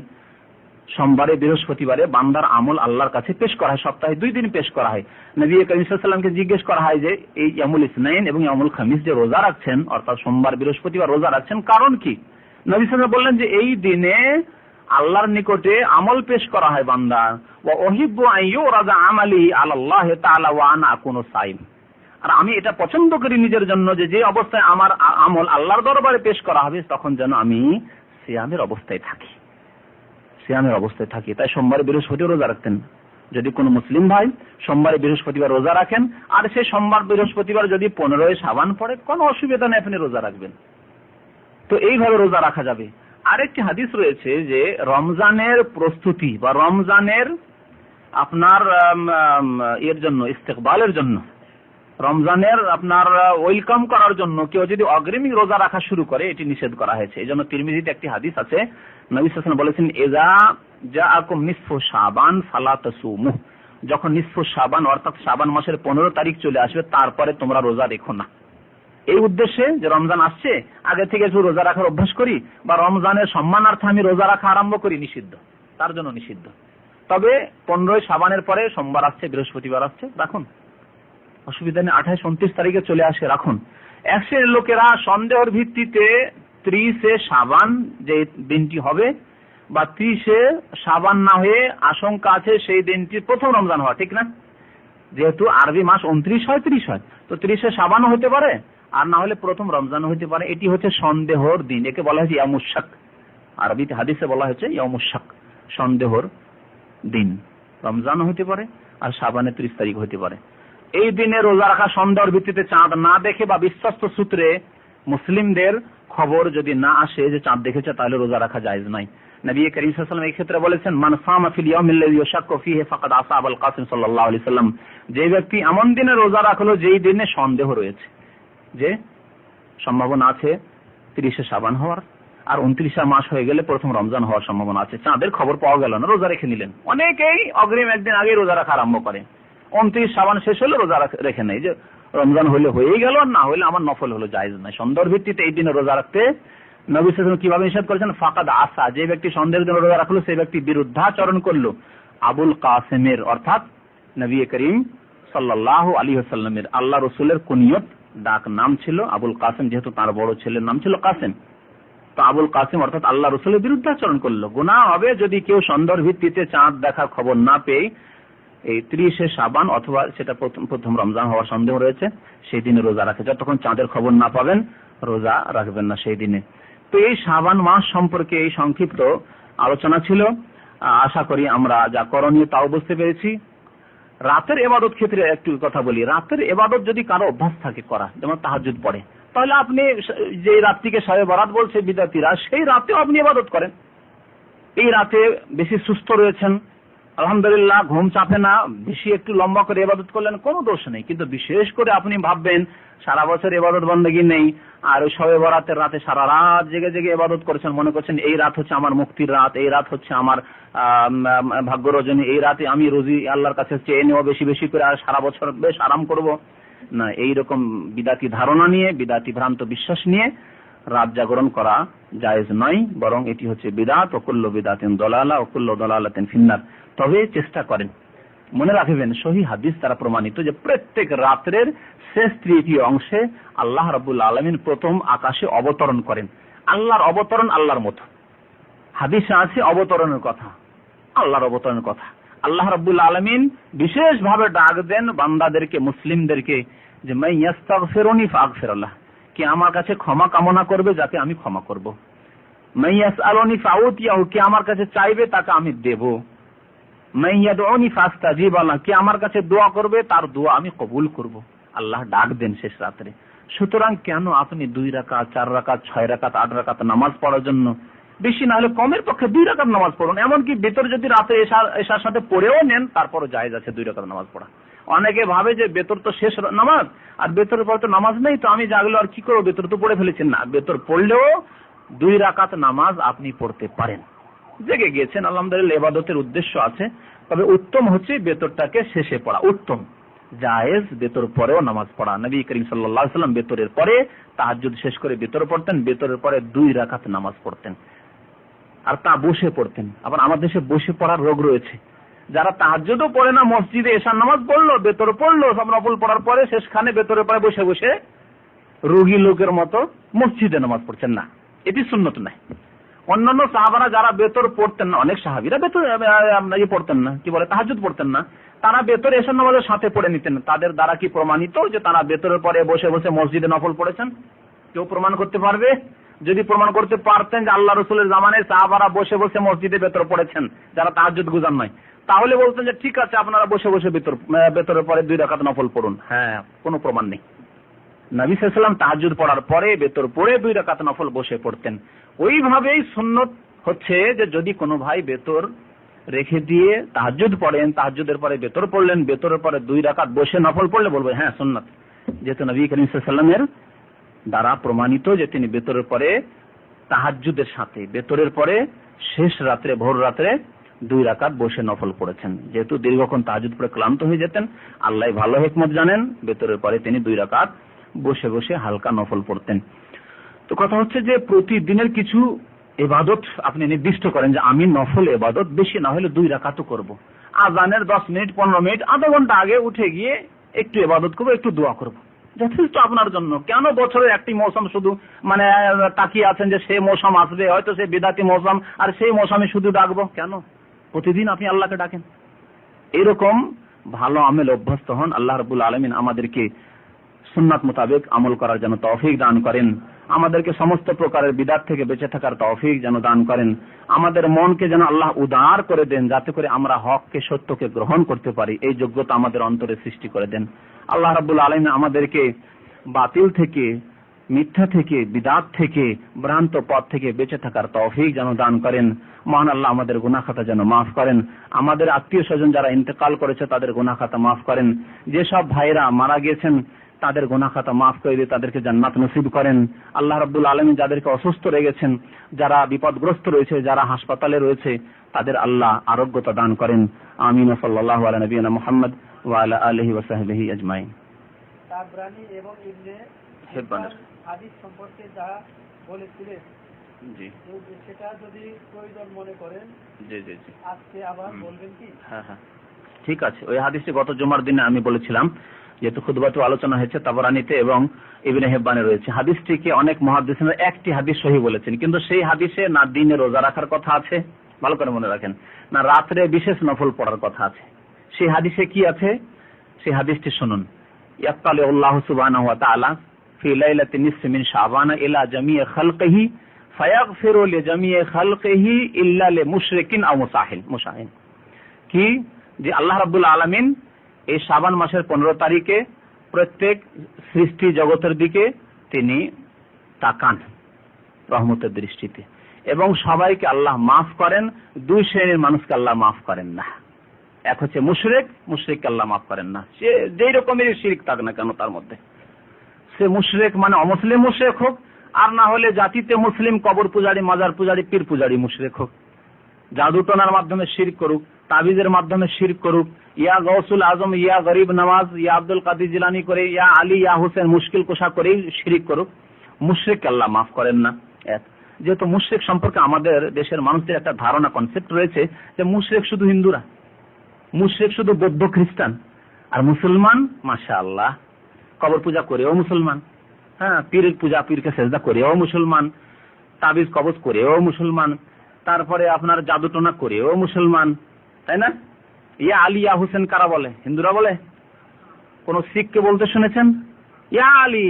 আমাদের দেশে ভারী জিনিস যারা ওটাই, ওই যে যারা ওই আপনার কি কাজ করে, কার্পেন্টারের কাজ করে, দেখেছি আমি নিজ কানে শুনেছি, যারা কার্পেন্টারের কাজ করে, বড় বড় কাঠ লকড়িকে উঠায়, ইয়া আলী। ওরা মনে করে যে হযরত আলী যেমন খয়বরের ফাটককে ভেঙে দিয়েছিলেন, তো আমরা যখন ইয়া আলী বলবো তো আলীর পক্ষ থেকে মদদ আসবে। নাউজুবিল্লাহ। মুশরিক নয়, আলীর কাছে মদদ চাইলো সে, ইয়া আলী, ইয়া হোসেন।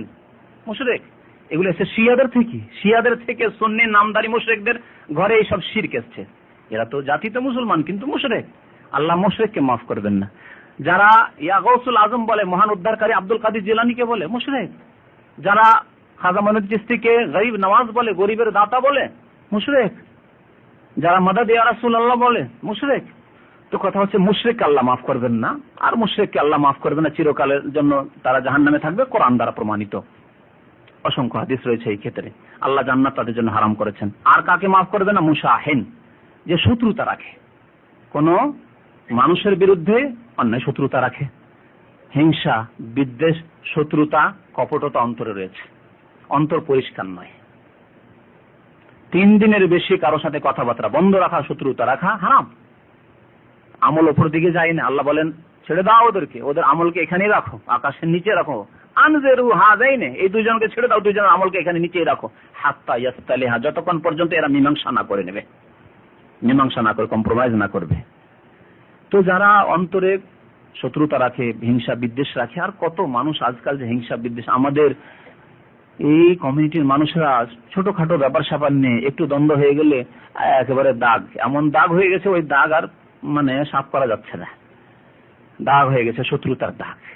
কোনোদিন হয়তো কথার দ্বারা কষ্ট পেয়েছে, অথবা কোনো আচরণে কষ্ট পেয়েছে, কোনো সময় হয়তো বলেই দিয়েছে, সে হয়ে গেছে, তারপরে সালাম কালাম হয়ে গেল, সাফ হয়ে গেল, অন্তর সাফ হয়ে গেল, একসাথে নামাজ পড়লেন, আপনি মুসলিম সে মুসলিম, অন্তর সাফ হয়ে গেল, কেন শত্রুতা থাকবে? তো যারা শত্রুতা অন্তর রাখে আল্লাহ মাফ করবেন না। এর বেশি কিছু নেই। এই হাদিসটিকে অনেক মুহাদ্দিসরা সহিহ বলেছেন। তো এই হাদিসটি সহিহ হলে এতটুকু জানতে পারলেন যে আল্লাহ এই রাতে মাফ করেন। তো আমি তো বললাম প্রত্যেক রাত্রেও তো আল্লাহ মাফ করেন, এই কথা তো বলেছেন। আল্লাহ ডাক দেন যে এসো, চাও। তো এই রাত্রে আল্লাহ মাফ করেন, এর জন্য আপনি বিশেষ নফল পড়বেন তাতে চলবে না, দোয়া করেন। আপনি রাত্রে উঠে আল্লাহর কাছে একটু দোয়া করেন। আর কি করতে হবে? ওই যে নবী সাল্লাল্লাহু আলাইহি ওয়াসাল্লাম বলেছেন 2 শ্রেণীর মানুষকে আল্লাহ মাফ করবেন না। যারা শুধু দোয়া করে তাকে মাফ করবে, কথা কি বলেছেন?